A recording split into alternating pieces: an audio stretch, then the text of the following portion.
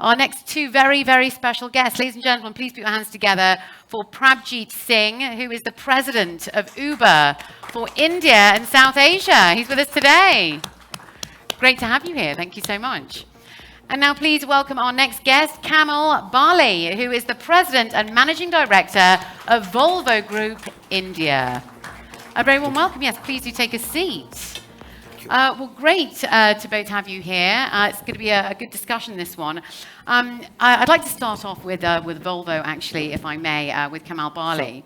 Now, Volvo is very much going through a transformational process with vehicle electrification, and I hear you're sort of venturing sort of past beyond cars as well.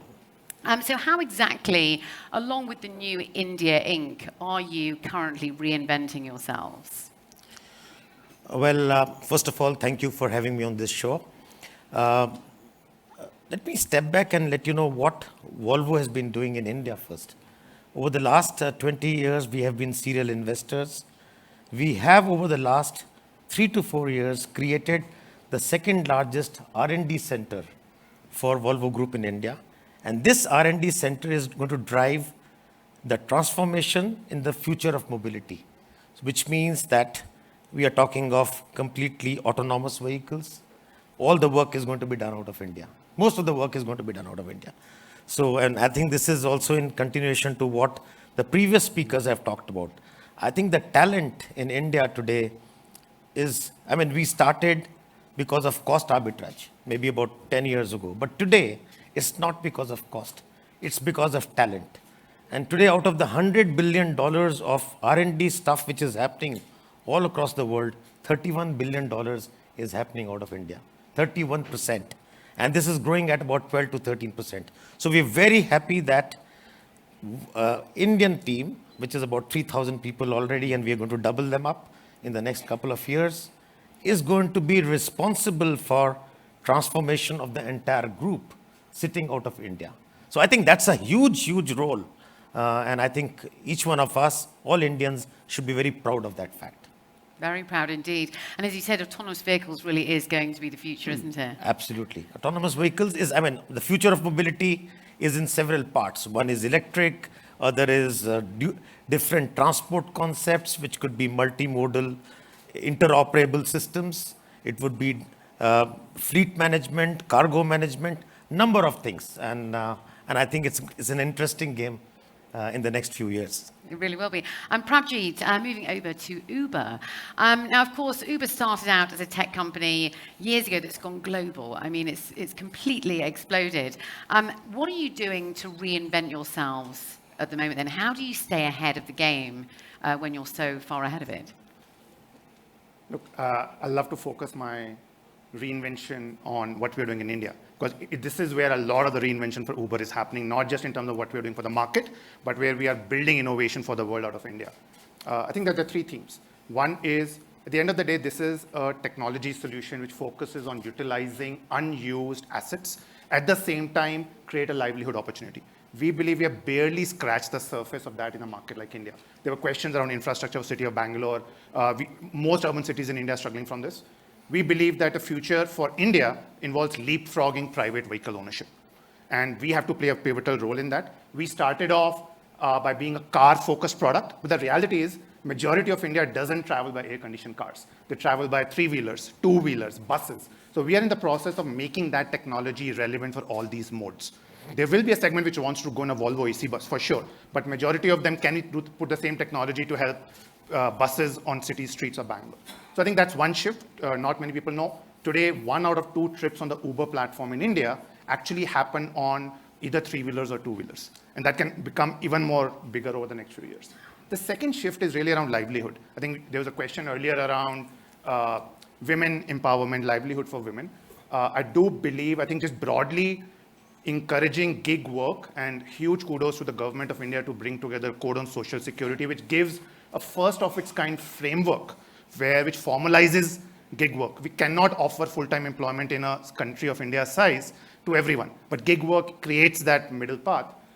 Imagine that being able to now extend to, that's gender agnostic. I can see a lot more women coming into workforce, and we have a lot more to do around that. And the third, I think, is really around sustainability. India has a chance to leapfrog the dependence on traditional fuel. Obviously, that requires the ecosystem to come together. It's a team sport. So we are pretty much counting on us taking the lead on some of these.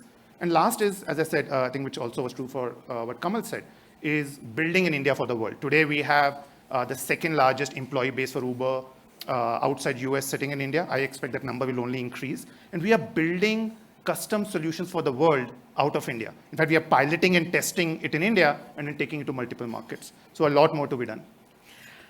Minister Rajeev, what has been the impact then of global tech companies coming into this area, especially just in India in general, and investing heavily and also creating a strong base here? How has that sort of impacted the landscape as well then?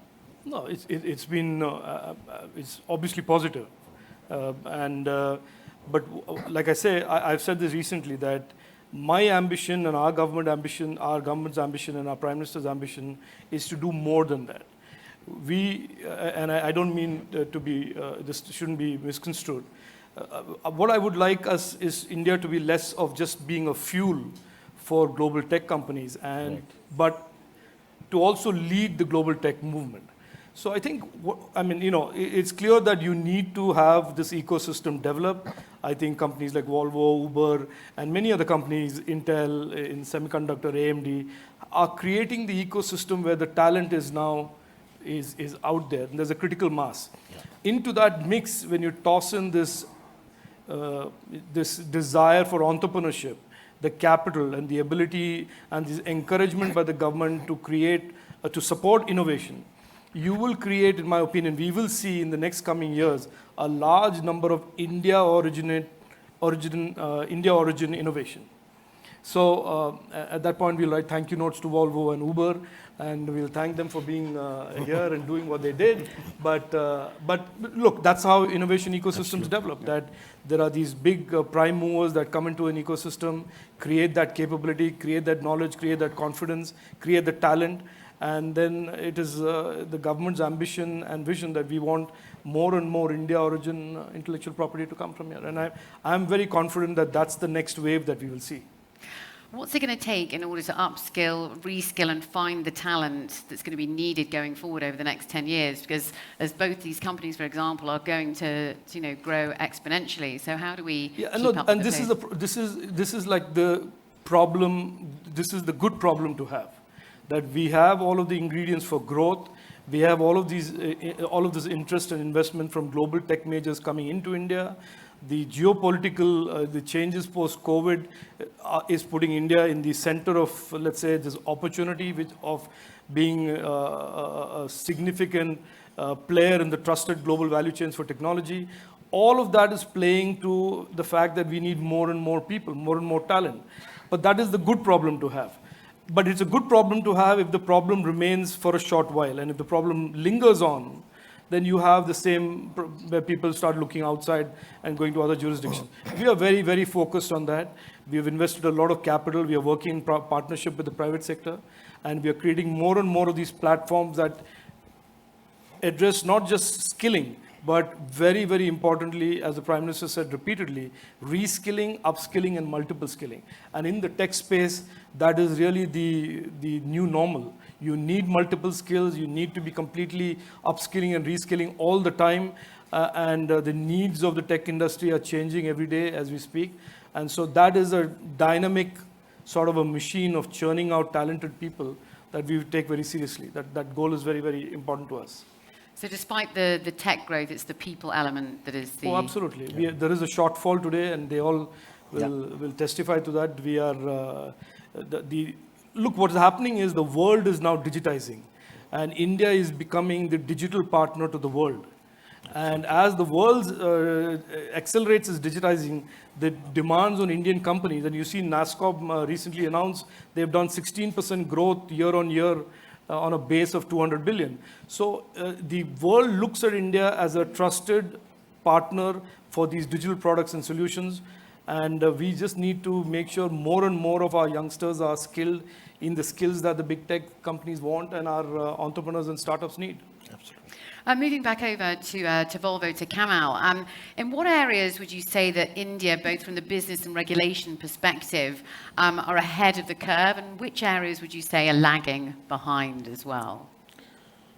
Well, I think there are several areas where I think India over the last, if I say, last 3 to 4 years, we have had some interesting regulations. And when it, for instance, on emissions, if you go to emissions, we are almost at par with Europe, with the European Union.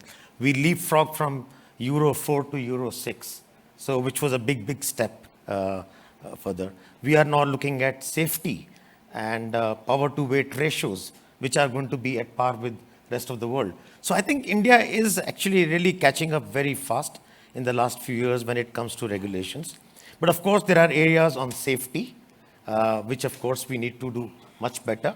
Obviously, it's a huge ecosystem sort of a challenge, which I think now with the Ministry of Road Transport working together on the design of the roads, on the blind spots on the roads, understanding. So there's a big project going on to understand how can we reduce the accidents on the road.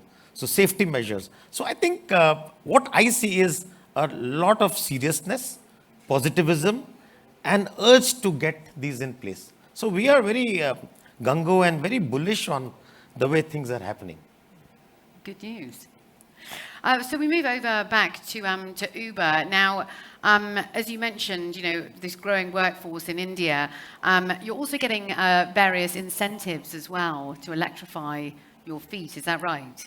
Your fleet. And what are you doing in order to get the sort of right talent you need for expansion as well from this new sector, especially in terms of electrification?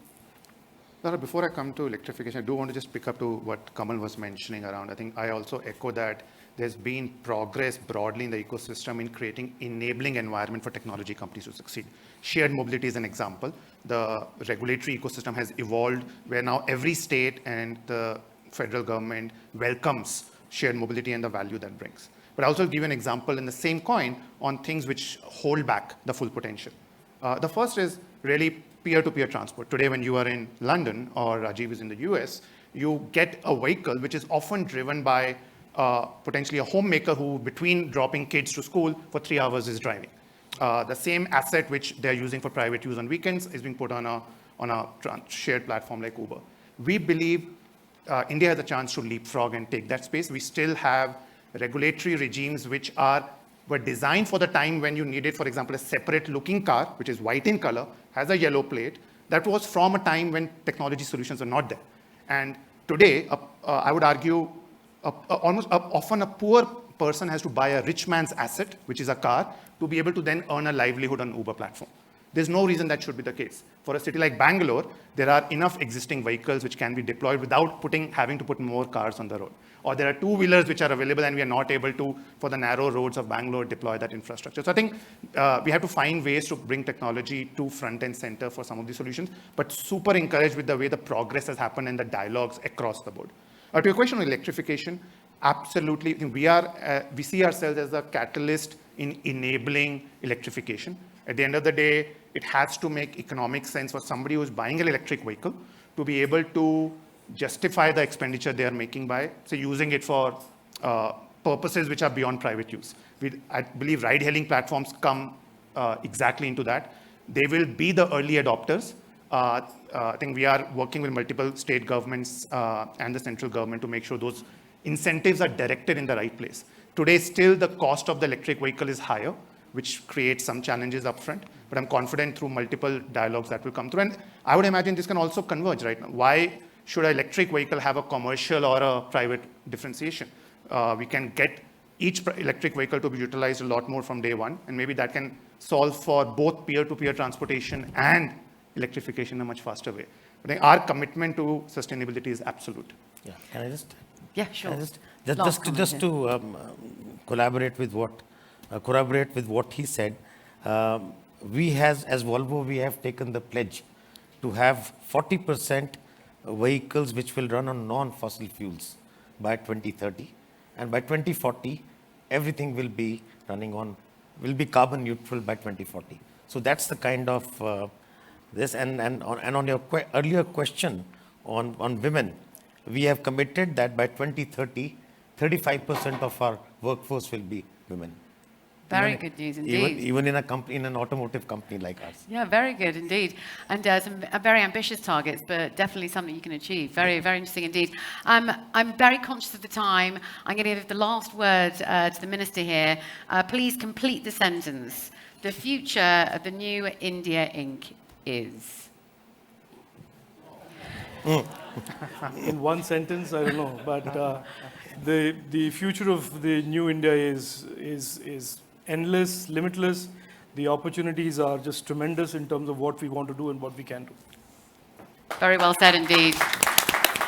Minister, gentlemen, it's been a great pleasure speaking with you all. Thank you so much. We'll see you later. Thank you so much. Thank you. Thank you.